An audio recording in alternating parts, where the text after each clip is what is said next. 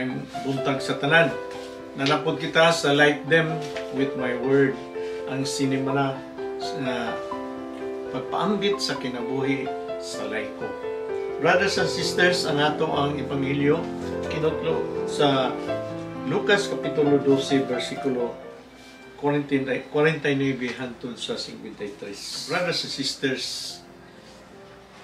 ang ato ang Ginoo kuno gadala siya og kalayo. Ang iyang unta ang iyang pagtuo o ang iyang pagtanaw na kini nang dilaab na diri sa kalibutan o diri sa tagsa-tagsa nito ka pamilya. Yani magpadayon pa siya pagbunyag kay gusto niya na kinitanan matuman or mahuman na gayon ang iyang istorya. Tungod nini dili gyud ta magtuo nga kalinaw ang iyang gihatag, kalinaw sa ato ang mga pamilya nga resulta niini nga tinguha niya apan pagbulag-bulag, panagbangi, panagbatok sa isang usa. So brothers and sisters, tan-awon nato no sa ato ang Ebanghelyo. Sa versikulo 49, may ani ko aron pagdalag kalayo sa kalibutan o naninguha nga duslitan na kini. Naninguha nga kanitan nga nagdilaab na. Kung sa English pa, this is already in flame or ablaze, no? Ngani ang Espiritu Santo iyan ang magyong ipadala. Pag mugna pa sa kalibutan, diha na ang Espiritu Santo, no? Pag mugna sa ni Adam o ni Eva, diha na ang Espiritu Santo. Ngani ang Espiritu Santo mo iyang gitayhog diha sa mga ilong sa ni Adam o ni Eva para siya mabuhi. Brothers and sisters, o daghan kaayo nga mga kanang istorya diha sa or kabahin diha sa ato ang balang kasulatan nga ang Ginoo gayon pinaagi sa iyang Espiritu Santo diha na gayon. Ngani si Jesus nagpakatao siya tungod gikunsad si Anghel Gabriel kaniya ug ang Espiritu Santo kanang naghimo nga siya ang nagpasabak ni Mama Maria na mataw gayon si Jesus ang anak sa Dios. O diha sa pagkamatay iyang antos, pagkabanaw, humaniana, miyani gayon ang Espiritu Santo diya sa Pentecostes. Para ang mga tao nga sila na diskurahe labi na nga to ang mga disipulo human pagkamatay ni Jesus iyahan po o gidasig para sila makasamyaw sa maayong balita sa kananaang mga katauhan nga wa kay balo sa kaluwasan. Ipadayon niya ang misyon kay daghan pang yung mga tao hangtod karon nga wa gyud makadungog sa iyang maayong balita.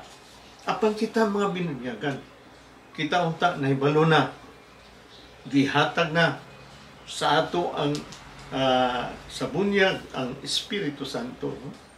Iyon pa nga ni Saint Pope Paul VI siya kananaang kita mismo ang atong bautismo mo'y makapaaghat ka nato o pagsangyaw sa may balita sa uban. Kinsa man kita unsa may gibuhat nato ng mga bininyagan. Wala gayon, no? Ngani ingon siya sa verse 50, ingon siya nga gikinahanglan magbunyag ko o magpakadako sa akong kahingawa hangtod pagkahuman ini. So meaning bunyagan pag yun ako, empower pag yun ako sila sa Espiritu Santo. Kaya kita gani na empower na tungod sa atong bunyag. Huwag ganito magpakabana. Pila ka porsyento nga binunyagan, unta na ang Espiritu Santo sa ilang pinaka-porsyento nga nagtabang diha sa simbahan. Dili lang nagtabang, huwag naa diha. Kanana ang nanimba, no? Or ang ilang kinabuhi, ilang ipuyan, ilang bunyag. No? Base sa kanang pagtuon sa CBCP bisan kani sa Vatican II 80% or more nominal nga mga Catholics, no? Existential Catholics kanang wala magpuyo sa ilang bunyag. 80%, 20% ra ang nagpuyo sa ilang bunyag. Apan pangutanan ako karon, usa ba ta sa 20% o 20% wala ta malakit niya na. No, dito ta sa 80% kay bisan tuod na nimba ta, puro wala diha ang atong kasing-kasing. Binunyagan kita, wala gani kita magtambang pagkabig sa uban. No man ang istorya sa inyo sa Ginoo nga unta kini matuman na, mahuman na unta ang kaning pagbunyag sa mga wala makibalo, wala makadungo sa mayong balita, o pag renew sa katong nabunyagan apan walay pakialam, naa sa periferis, naa sa kadaplinan, naa sa mga kahilayan, naa sa tanan-tanan nga mga kabuang, kay wala nila puyi ang ilang bunyag, wala nila puyi ang pagabalaan sa ato ang kinabuhi, makuha na to sa bunyag. Siya nga unta kani tanan, mahingaw ako nga matuman na gayud kini, brothers and sisters, matuman na gyud ang pagsangyaw nini nga tawana, magpag-renew nini nga tawana. Kinsay mo tabang nini kita nga mambinunyagan nga na supposedly na gasimba kanunay. So brothers and sisters, daghan ayo siya, dako kayo ang anihonon. Hinog na sila, kinahanglan na sila anihon. But asa man ang ato ang mga kanang mamumuo, asa man ang ato ang lumilihok, wala man diha. Kung kinsa kitong daghan trabaho niya simbahan, mora po'y hanutan sa tanan nga trabaho. Kaya wala may lain nga maglihok. Muna dubli-dubli na ang lihok sa naa sa simbahan. So katong wala pa diha manimba, wala pa mag-appeal sa lihok sa simbahan, mutabang na kamo, brothers and sisters, kayo siya kahingawa sa Ginoo nga matuman na gayud kini, no? Dahil ini siya nga in verse 51, ini siya, nagtuo ba kamo nga miyanhi ako aron pagdalag kalinaw sa kalibutan? Ini siya, nagtuo ba kamo nga ako ni anhin na diri? Automatic na diretso na ikalinaw kay nana ang Ginoo. Automatic na diretso nga naa tanan, iprobitsa na tanan kay naa ang Ginoo. Automatic na tanan ang atong relasyon. Okay na. Siya dili ingnon tamo, inay kalinaw, panagsungi, panagbangi, panaglalis. Ngano man nga panaglalis, panagbangi man ang abuton. So brothers and sisters, diha sa ato ang household, diha sa ato ang pamilya, diha sa atong community, daghan kayo mga membro niya na o even mga kanang kauban nato sa ato ang pamilya nga dili pareha og ato ang level sa ato ang kanana ang spirituality o level sa atong commitment, or dili tanan ang gapanimba o aktibo or nagpuyo silang bunyag. Nakadumdum ko, brothers and sisters, kay involved man mi sa tukod volunteers network, no? Tukod sa Christian Life Community.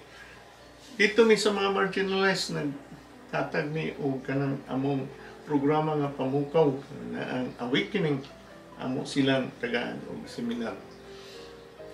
Kanana ang simple ra gyud kayo ang amo ang kanana ang verification ini ato ang 80% ano manimba. Question na namo sa katuntuan ng apil. Sa inyong pamilya, pila kabok? Sa napulo kabok ninyong membros pamilya, pila kabok ang nanimba sa simbahan? Abi ni brothers and sisters, ang nag-raise sa ilang hands, duha ra gyud kabok, sa to pa duha sa napuno, sa to pa 20% ra gyud. Kada Domingo ha, nga kapanimba. Auban kapanimba once in a while or during pista, bunyag, kasal, Christmas, but for the rest of the kanang weeks of the years wala gyud dili ko panimba. O sa inyong palibot, sa inyong silingan, sa napulo ka buok nga silingan, pila ka buok ang kapanimba o pila ka buok ang wala kapanimba. Brothers and sisters, to tell you, maura gyapon, duha ra ka buok ang kapanimba, ang walo wala kapanimba. So meaning 20% ra gyud, no? Or less di magkapareha og asa tabit nga community og madto ka dito sa laing lugar nga dili yun hinimbahon yun kayo. Gani diri iputanan na to nga supposedly ang Pilipinas Christian nation, no? Nga purely Catholic kita. But grabe ang nominalism.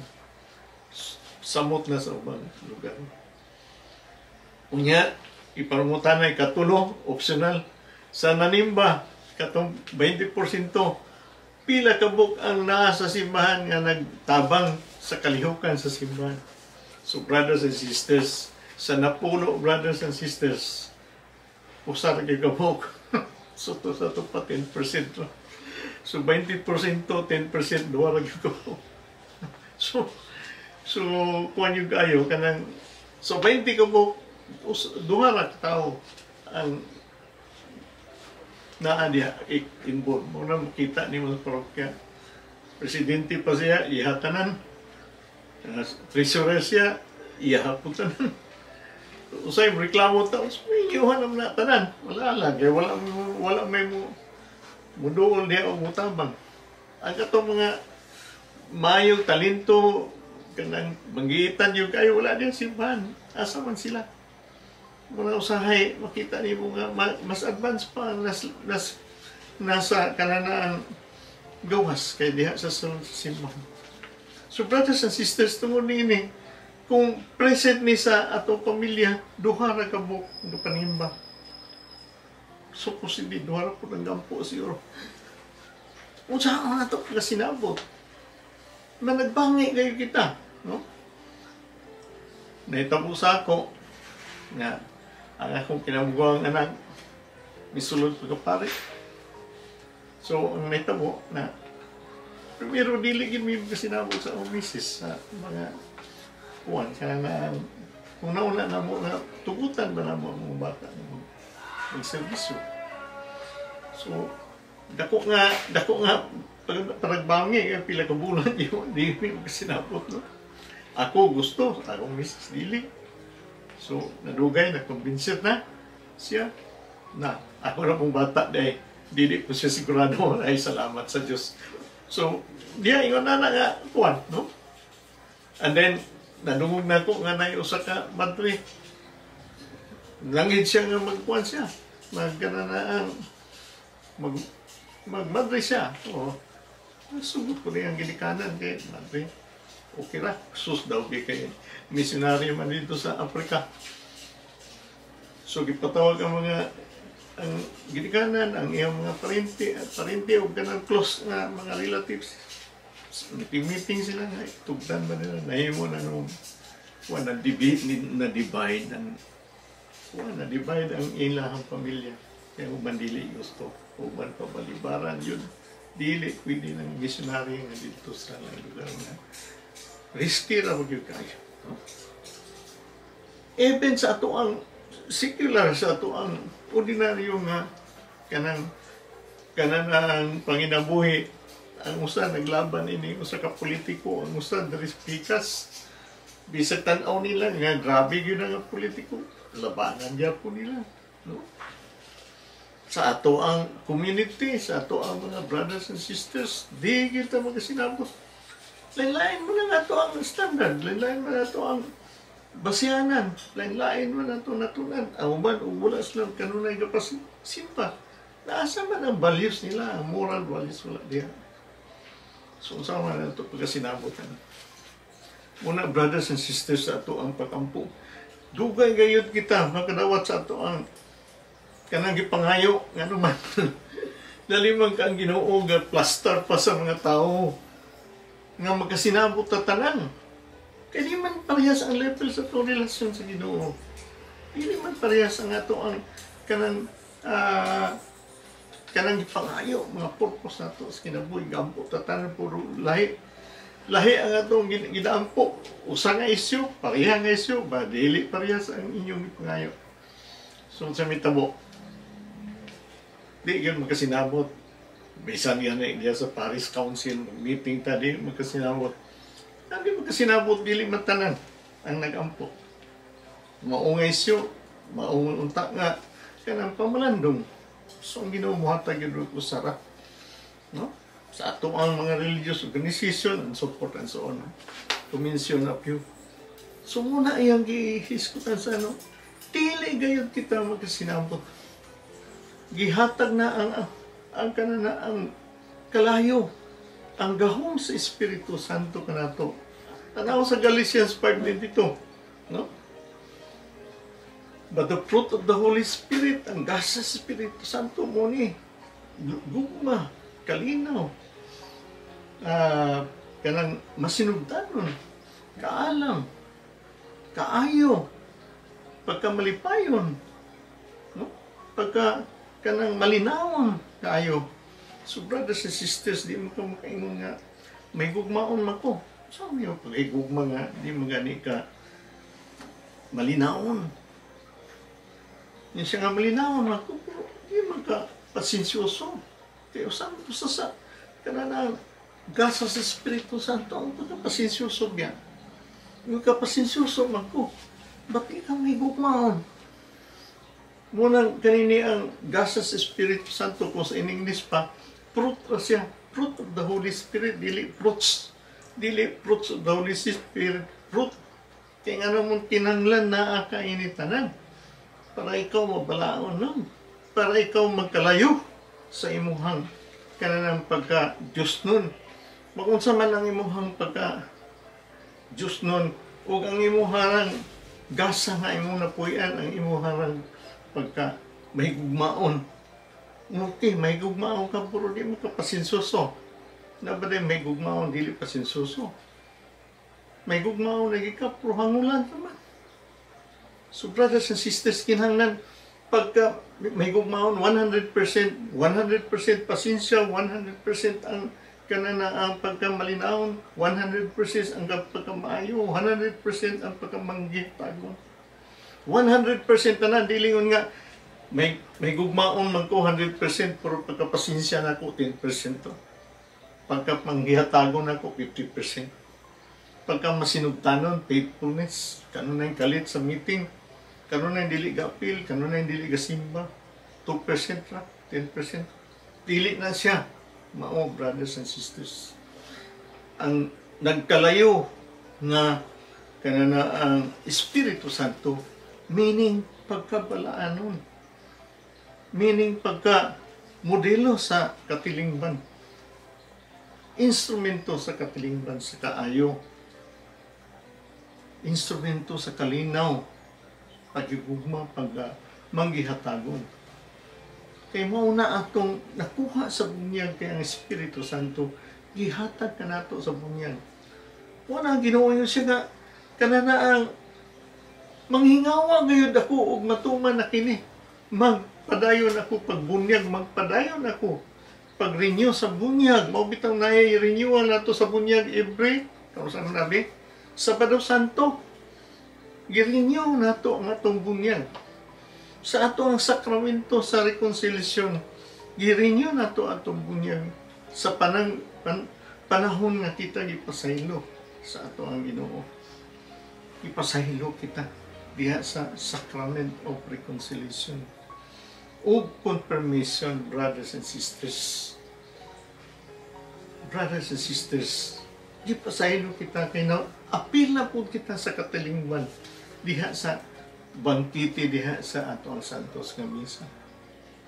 Brothers and sisters, ang Ginoo na diha, makita nato siya sa sakramento kay naa diha ang nagdilaab nga Espiritu Santo.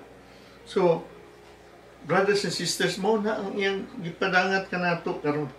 Karon mangutana ko, asa man ang inyong pagka kanan sana ang Espiritu Santo ninyo nga nagdilaab, asa man? Nagdila ba ni karon o nagpalong-palong? Ang gasa sa Espiritu Santo nga gihatag kaninyo, unsa ba? 100% ba ta? Tanan sa ato ang sa ato batasan, sa ato ang kananaang mga hiyas o gitinguha nato para sa uban, para sa atong isikataw, pag-amahan, pagkainahan, pagkaanak, pagkapunuan sa gobyerno, sa ato ang sibilyan nga kanang steward kita sa ato ang mga gihatag nato nga mga buluhaton nga sa Ginoo gihatag. Asa man kita, brothers and sisters? Modelo ba kita sa pagbulag-bulag, sa dili pag nagsinabtanay sa ato ang pamilya kay tungod sa isyu? Isyu nga gihatag ka nato, no? Isyu nga makita nato nga igipasunod sa ato ang simbahan para kita mabalaanon. Otherwise, sawayon yung pari, sawayon ninyo mga leader, sawayon ninyo ang simbahan. Pili ka na para sa ato. Kinsa may mahilangit, kita naman. Kay kanitanan nga gihatag sa Ginoo, asa man ta paingon nga nung kinahanglan magkalayo ta, mabalaanon kita. Kinahanglan masustinto kita kay wa pa mabot ang Ginoo. Pag mabot sa Ginoo karon ug masapol kita nga wa kita magbuhat niini na wala na rabay purgatorio, mas may karon matay ka na pay purgatorio na mampu nimo. Dabi og moabot na ang Ginoo. Wala na mampu nimo, sigurado diretso na judgment. Di gyud ta may langit, mintras buhi ta, maniguro na tadaan. Mag-usap kita sa ato ang kinabuhi. Kay ang kaluhasan naa diha duol kaayo sa ato ang buluhaton adlaw-adlaw. Naa ang Ginoo ga tabang kanato kay ang Ginoo maluluyon kayo. Divine mercy of God, maluluyon kayo siya. Mintras tanto karon buhi bata maningkamot kita as if ang Ginoo moabot na karon dayon para maabot kita, maabtan kita nga nagbuhat sa ato ang buluhaton para kita diretso dito sa iyang kingharian. Amen. Salamat kayo, brothers and sisters. Like them with my words sa sunod na po nga simana sa ato ang panag-ambit o tuon sa tagsa. Unta, tabangan ko ninyo nga kaning ato ang programa. Mulahutay unta ni. No? Ang ato mga equipment nangaguba na. Tungod sa kadugay. Tungod na sa dugayon, ako mo yung ka-invest niya na personally. But karon kinahanglan tabangan ko ninyo kay wa na betay, retired na beta. Dili naman ta employed para sa una pwede ta maka-afford. No? Ako lang hanyo. Katong mga naade mga sobra-sobra ang Ginoo biya muhatag niyo balik pilo-pilo. No? So brothers and sisters, salamat kayo o pwede mag-ampo tagamay nining ato ang pag-generous. In the name of the Father, Son, Holy Spirit. Amen. Lord God, we thank you for this wonderful experience in your reminder that we will be a ball of fire, that we will be flaming fires among kinabuhi, that we will be holy in all aspects, that the Holy Spirit will be working in us, that we will be able to be involved and live out our baptism and help those that are not in our church, involved in our church, and also, Lord, involved in our family, in our community, nga kami tanan mananghiusa ang Ginoo.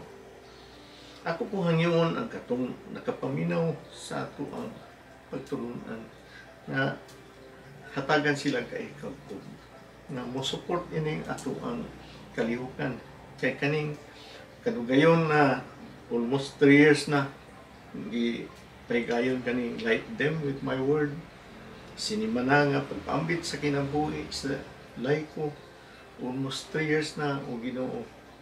Naa na gyud kanunay nga sunod nini. Noong tayo mo po silang tagaan o grasya. Nga, dili lang makapaminaw. Apan mo share po sila sa ilahang kinitaan. Kay balo ko, nga pilo-pilo po ang imuhang ibalos kanila. Tagaan sila grasya, o kini kami tanan, grasya, kapisgay sa among kinabuhi. O Ginoo, kaning tanan, among pangayo. Pinagi ni Jesus, pinagi sa among inahan si Mama Maria. In Jesus' most holy name, Amen. In the name of the Father, Son, Holy Spirit. Amen. Salamat o mayong buntag sa tanan.